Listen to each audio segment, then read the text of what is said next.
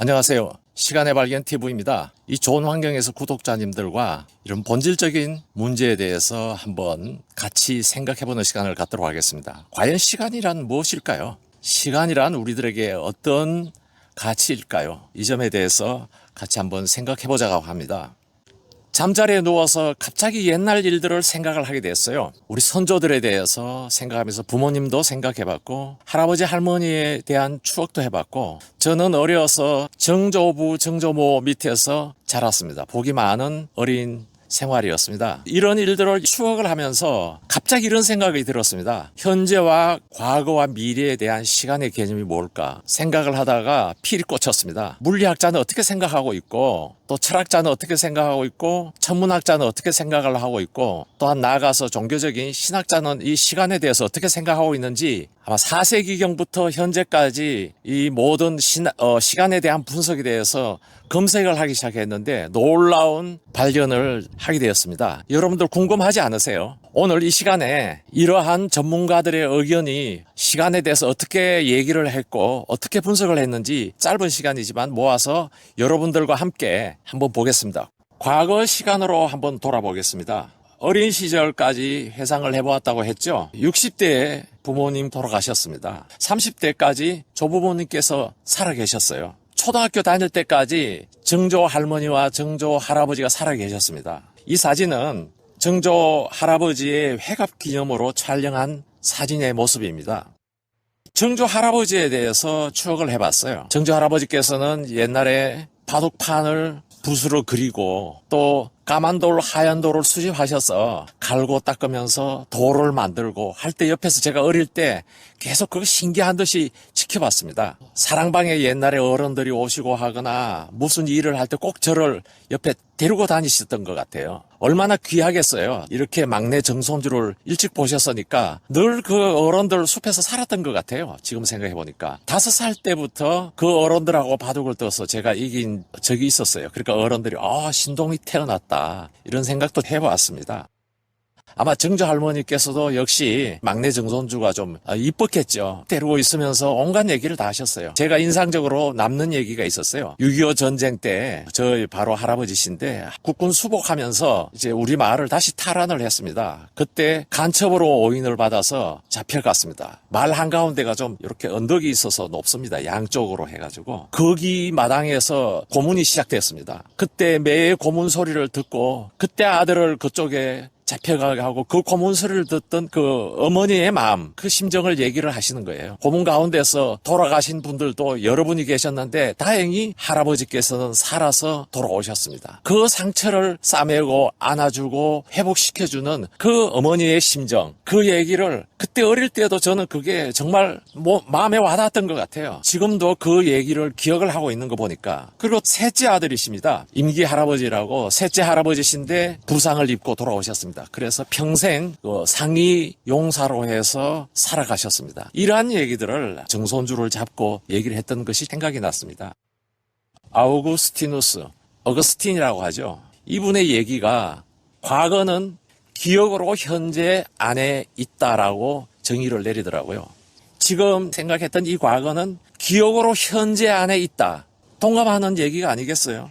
그렇겠구나. 현재 시간이란 개념에 대해서 달리기 선수들은 극초 시간을 나눕니다. 0.00 콤마까지 따지죠. 그걸 현재라고 보고 있죠. 그리고 지금 시각은 6시 28분이다라고 얘기하는 어나운스먼트의 이 시간은 바로 현재 시간이죠. 또 운동 선수들이 경기 중에 풀타임을 가지고 현재라고도 얘기하죠. 그리고 이달을 현재라고 부르기도 하고 지구 공전을 365일을 올해라고도 얘기를 하죠. 그럼 우리 은하의 한 바퀴 도는 되는 시간이 얼마나 걸릴까요? 그 한 해는 어떻게 될까요? 태양계가 은하를 한 바퀴 도는 시간 무려 2억 5천만 년이 걸린다고 합니다. 그것이 한 해죠. 태양계는 그동안에 한 20회 정도의 은하를 공전했다라고 합니다. 이렇게 생각을 해보니까 사람은 은하계에서 하루살이보다도 짧은 인생을 살아가고 있구나 하는 생각을 들었어요. 하늘을 날아오르면서 짝짓기 하고 이렇게 하는 것을 저는 무수히 많이 봤습니다. 시골에서. 쟤네들의 하루, 그때는 아침에 오면 땅에 떨어져서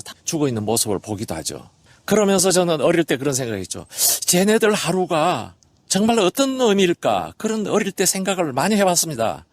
그런데 제가 이렇게 따지고 보니까 은하 세계에서는 사람이 살아가는 평생에서 이 하루살이보다도 더 짧다라는 것을 생각을 하게 됐죠.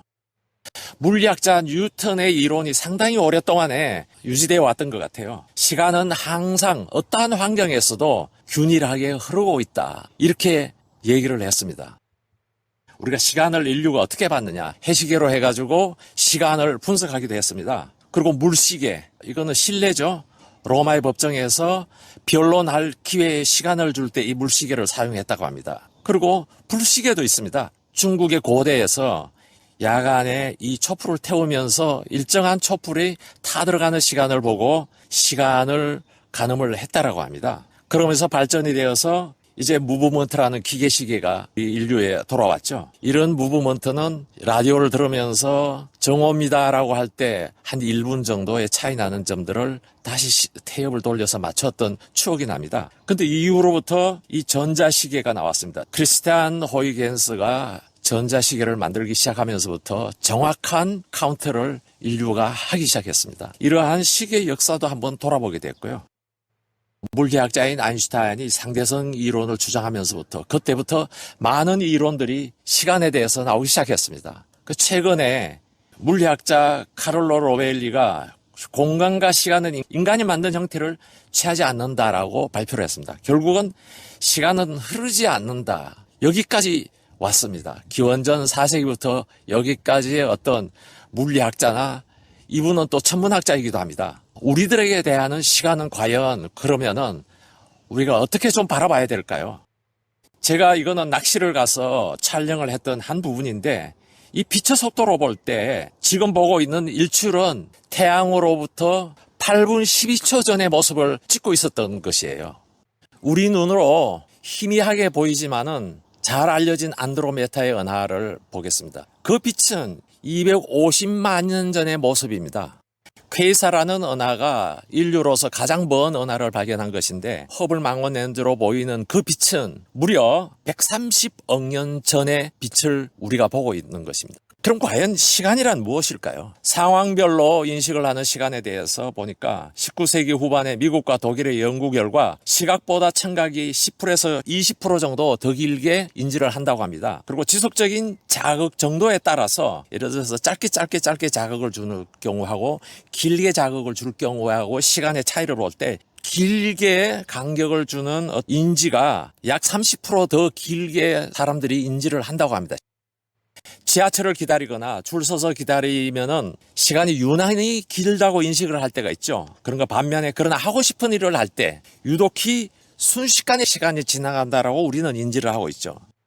나이를 먹을수록 생체 시계가 느려져서 시간이 빨리 지나가는 것을 느낀다고 합니다. 크레이크 심리학자가 실험 결과 72.2세는 30초보다 더 지나서 인식을 한다고 합니다. 그리고 22.2세는 120초를 40초로 인지한다고 합니다. 다시 아우구스티누스로 돌아가보겠습니다. 과거는 기억으로 현재 안에 있으며 미래는 기대로 현재 안에 있다라고 얘기를 합니다. 이거 대단히 깊은 얘기예요. 이분이 이렇게 발표를 했던 겁니다. 4, 5세기경에. 이분은 신학자죠. 유명한 신학자입니다. 창조는 시간 속에 이루어지지 않는다. 그러므로 창조는 최초에 있었다라고 주장을 했습니다. 시간의 설정을 이렇게 생각을 해보면 어떨까요? 만약 어떤 대상이 없이 하나일 경우에 지구가 하나이거나 태양이 없고요. 그리고 나 자신이 하나이거나 하여튼 대상이 없는 하나일 경우에는 시간이 없다라고 얘기를 하더라고요. 맞는 것 같아요. 상대적인 어떤 상황을 봐가지고 비교해서 우리는 시간을 카운트를 하는 것 뿐이지 시간이라는 것을 하나의 단위로 봤을 때는 계산을 할 수 없다라는 거죠. 상대가 있으므로 그것과 비교하여서 인간으로 눈으로 정해놓은 것으로 정의를 할 수밖에 없죠. 수억 개의 은하, 그 이상의 우주를 생각하게 된다면은 시간, 공간대의 무한대임을 알 수가 있습니다. 그 환경에서 시간이란 개념이 또 뭘까요? 제가 중학교 다닐 때 우리가 인류의 눈으로서 은하를 24개를 발견했다고 했습니다. 근데 지금은 허블 망원경이 지구 밖으로 나가서 관측하기 시작하면서부터 수억 개의 은하를 발견을 했습니다. 근데 과연 그뿐일까요? 이런 무한한 우주 공간 안에서 이 시간이라는 개념이 과연 우리 인간에게 주는 어떤 가치가 뭘까요? 저도 정의를 못 내리겠습니다. 근데 제가 좁은 소견으로서 생각을 해보자면은 이렇습니다. 물질은 소멸되지만은 사랑은 영원하다라고 얘기를 했습니다. 그래서 저는 생각에 이 시간대에 가늠할 수 없는 이 가치 속에 살아가면서 정말 그 영원한 사랑을 추구하는 것이 내 생에 가득하기를 바라는 것, 여기까지는 생각할 수가 있을 것 같습니다. 살아보면서 돌이켜봤을 때 아름다운 추억으로 남는 것이 뭔가를 생각을 해보면은 추억에 많이 남는 것은 어떤 사랑으로 인해서 일어난 일들이 제 추억 속에서 많은 가치로 남습니다. 그래서 오늘은 과연 시간이 무엇인가? 저도 결론을 내릴 수는 없지만 제가 살아가면서 어떤 가치를 추구해야 될 것인지, 그리고 과거에 대한 남아있는 현재, 그리고 미래에 대해서 현재 남아있는 나의 기대, 이런 것들로 인해서 아름답게 저의 모습으로서 좋은 기억으로 남아서 한 우주의 한 찰나로서 살아갈 수도 있을지언정 이렇게 의미 있는 시간을 보내고 싶은 생각이 들어서 이 시간에 말씀을 드렸습니다. 나머지 부분은 여러분들께서 결론을 내려주셨으면 좋겠습니다. 이렇게 귀한 시간을 여러분들과 함께 이런 환경에서 한번 시간을 가져보았습니다. 이상 오늘은 시간이란 무엇일까에 대해서 함께 같이 생각을 해봤습니다. 끝까지 시청해 주신 여러분들께 감사의 말씀을 드리겠습니다. 감사합니다.